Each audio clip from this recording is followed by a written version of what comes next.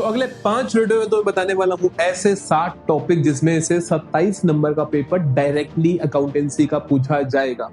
चाहे तो इस बात को रिकॉर्ड करके देख लो और पेपर होने के बाद आप मैच करके देख लेना, ऐसा ही होने वाला है। ऐसा क्यों होने वाला है? क्या मैंने पेपर बनाया? नहीं, मैंने नहीं बनाया, लेकिन मैंने हर साल का पेपर देखा है, बहुत अच्छे से एनालिसिस करा है। ये 7 टॉपिक ऐसे बताऊंगा मैं आपको, इनकी सिर्फ देखो मैं टॉपिक्स नहीं बताऊंगा, ये भी बताऊंगा प्रिपरेशन कहां से करना है। तो आपको लग सकता है कि सर आप प्रमोशन करो अपने चैनल की, आप मेरे से मत करना, कहीं और से कर लेना चाहे, लेकिन मेरा फर्ज बनता है कि आपको पूरी गाइडेंस दूं कि हाँ जी ये चीज करनी है और कहां से करनी है। कर जरूर लेना ये सारी चीजें, मुझसे मत पढ़ना, चाहे कहीं से भी पढ़ लेना, लेकिन कर जरूर लेना, वरना रिग्रेट करोगे कि सिर्फ और सिर्फ 7 टॉपिक्स करके हम अपने 27 नंबर पक्के कर सकते थे अपने दम पे। इसके बाद जो चीटिंग चलेगी, कुछ एक एमसीक्यू तुम देख लोगे तो वो 35-40 नंबर इजीली। तो सबसे पहले आपको ये सिक्योर करने हैं। कोई भी बच्चा तैयारी कर रहा है तो वो सबसे पहले देखेगा कि मेरे ये 7 टॉपिक्स अच्छे से हो गए हैं, क्या मेरे 35 नंबर का जुगाड़ आराम से हो गया है कि नहीं हो गया है। उसके बाद वो आगे की तैयारी करेगा। तो बताऊं जल्दी से, कर दूं रिवील? ये देखिएगा, ये है मेरे वो 7 टॉपिक्स जिनकी हेल्प से 27 नंबर लेना बहुत बहुत आसान है। मिनिमम 27 आएंगे सिर्फ इन टॉपिक्स की वजह से। अब ध्यान से एक एक चीज को मैं एक्सप्लेन करता हूं, सुनते चले जाना। सबसे पहला मेरा टॉपिक है गुडविल। मैंने फंडामेंटल्स पूरा चैप्टर ही छोड़ दिया, घबराने की कोई जरूरत ही नहीं है। गुडविल का आपको एक ही टॉपिक करना है, and that is super profit method. Super profit method में से 99% चांस होता है कि 2 से 3 मार्क्स का क्वेश्चन आएगा ही आएगा। सॉरी, 3 मार्क्स का क्वेश्चन आएगा ही आएगा डायरेक्टली। 3 मार्क्स का क्वेश्चन आएगा ही आएगा। 3 मार्क्स का क्वेश्चन आएगा ही आएगा। फिर आ जाओ आप रेशो कैलकुलेशंस। रेशो मतलब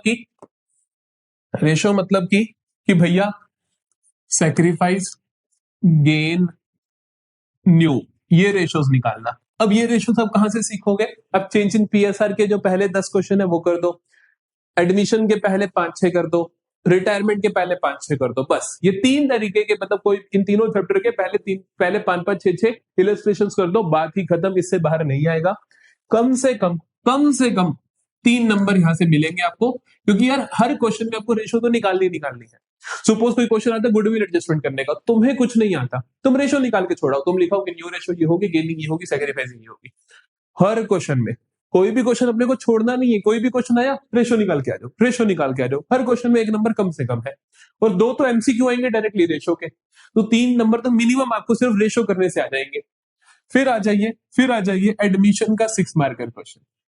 एडमिशन ऑफ पार्टनर उठाना, उसका 6 मार्कर बहुत आसान होता है। 5-6 क्वेश्चन प्रैक्टिस कर लेना। अगर नहीं पता कहां से करने है तो मेरा पेपर लीक जो सीरीज है वहां से एडमिशन उठा लेना और उसके 6 मार्कर क्वेश्चन लगा देना।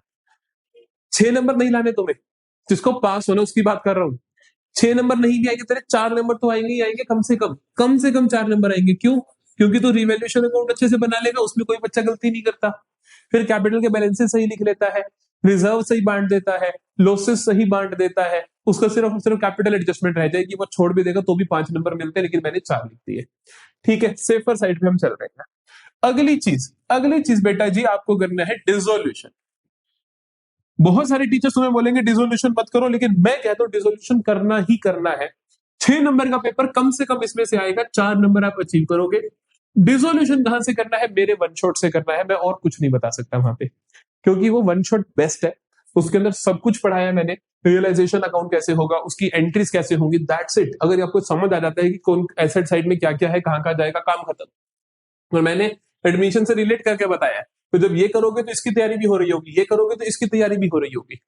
तो ठीक है, चिंता की बात नहीं है। तो आपको क्या करना है, ध्यान से इसको सुनना है, और बहुत आसान है। सिर्फ 2 तरीके क्वेश्चन, रियलाइजेशन अकाउंट वाले और जनरल एंट्रीज वाले क्वेश्चन, और कुछ नहीं करना।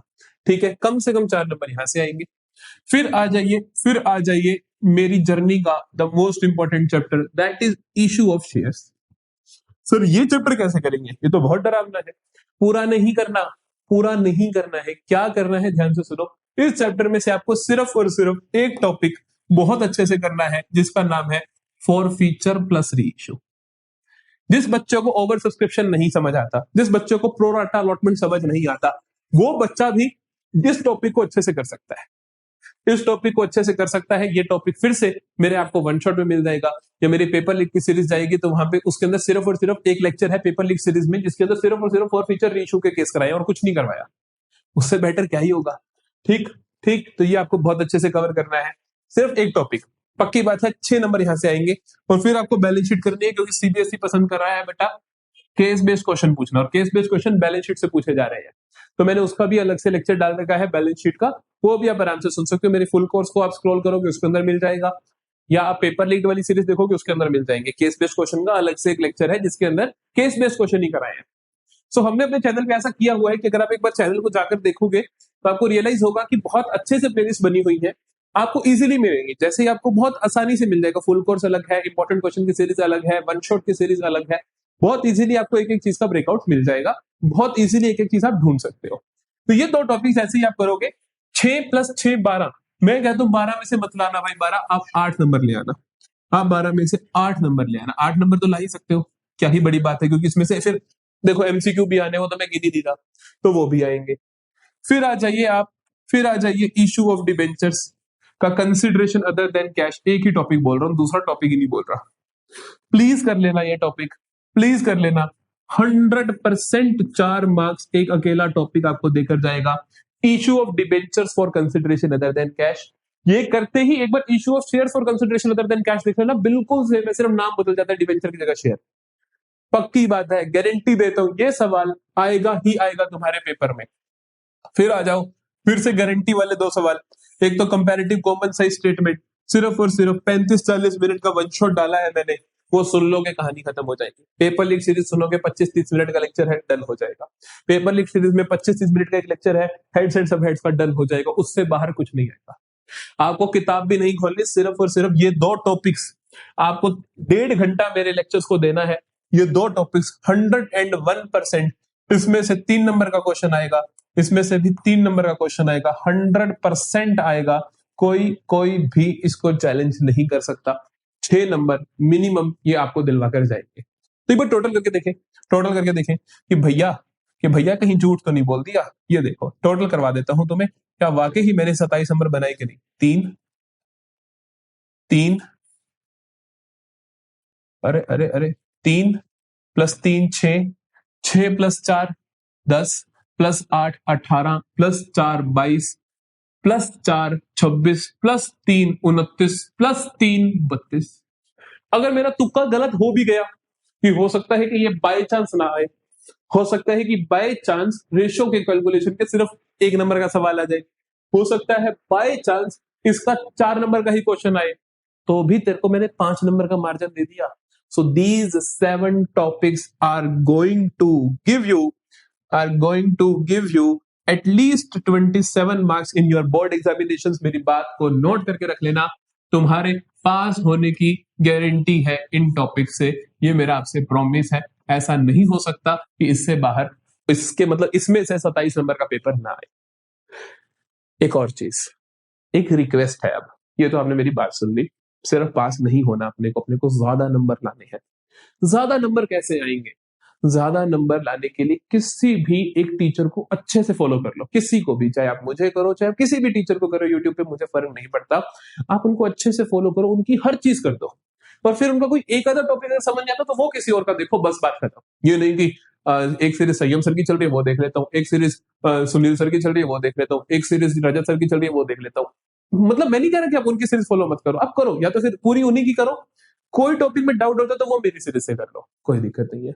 लेकिन ये मत करो कि उनकी भी पूरी, मेरी भी पूरी, तीसरे सर की भी पूरी, चौथे सर की भी पूरी, कंफ्यूज हो जाओगे, हो ही नहीं पाएगा, क्योंकि everyone is putting so much effort for you, everyone is putting.